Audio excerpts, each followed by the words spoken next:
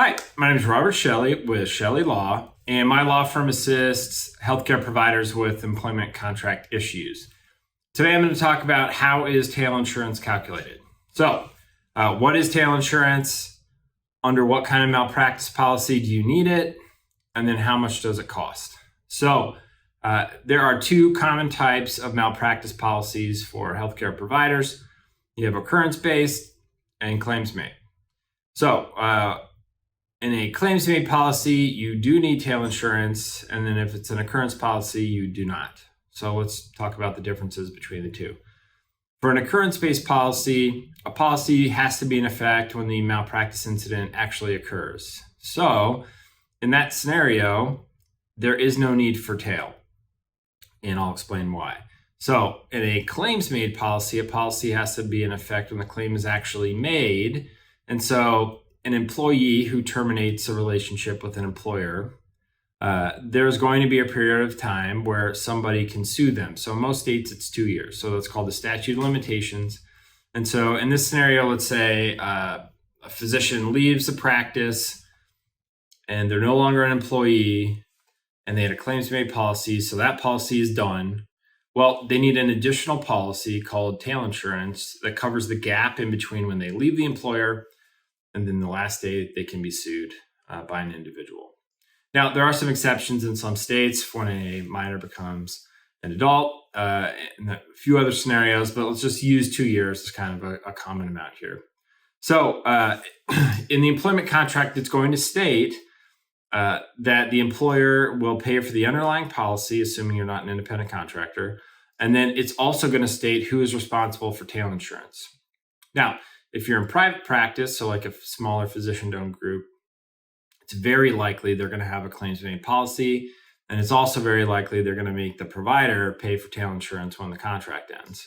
If it's an occurrence-based policy, you're good. You don't have to worry about tail when the contract ends. Now, why would someone get one over the other? An occurrence-based policy is around 1/3 more expensive per year than claims-made. So if it is a smaller physician-owned practice, they usually use claims-made. One, so they pay 1/3 less annually for the premium because they're going to be the ones paying for it. And then two, they'll usually put the tail cost on the provider. So they not only pay less per year for the premium, they don't have to pay for tail insurance. It's just cheaper for them. So that's why 9 out of 10 private practice owners use claims-made coverage. Some use occurrence-based, but it's pretty rare. Okay, so if you do have a claims-made policy and it does state in the employment agreement that you are responsible to pay for tail, let's kind of break that down. So what it will state is that prior to your last day of employment with the employer, you must purchase a tail policy. Now, usually it'll also state how long the tail policy must be. So there are different lengths of tail. You could have, 1 year, 2 year, 5 years, infinite. And then with each one of those, it's a little bit more expensive. A good rule of thumb is tail insurance costs about twice what your annual premium is. So let's just say you're a family practice physician. On average, your annual premium, so how much it costs to insure you each year, is probably going to be about $6,000. And so if you had to pay double that, your tail cost would be $12,000. Now, that's a one-time payment. You do not have to pay it annually. It's give it all at once, and then you're covered for how long the tail is. Now, if it's up to you how long the tail lasts, then it makes sense to get an indefinite tail policy.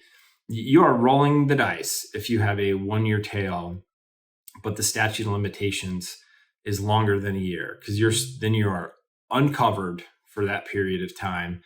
And if you do not have malpractice insurance, they could come after you personally, potentially, and that could be catastrophic for a professional. So if it's only a couple $1,000s more, it's just simply worth it to get the longest tail policy that you can. That way, it's just one less thing you have to worry about. Now, how do you get the employer to pay for tail? Well, one, just simply ask them when you're negotiating, I'd like you to cover the tail expenses. They may say no.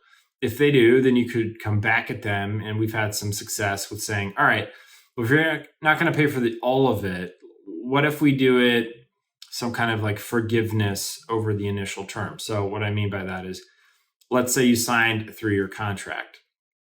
You would say, all right, for every year that I complete for you, 1/3 of the cost of tail will be covered by you. So after 3 years, when I've completed the initial term, if I leave anytime after that, you're going to be responsible to pay for tail insurance. You could also have your new employer pay for your tail insurance. That's called nose coverage.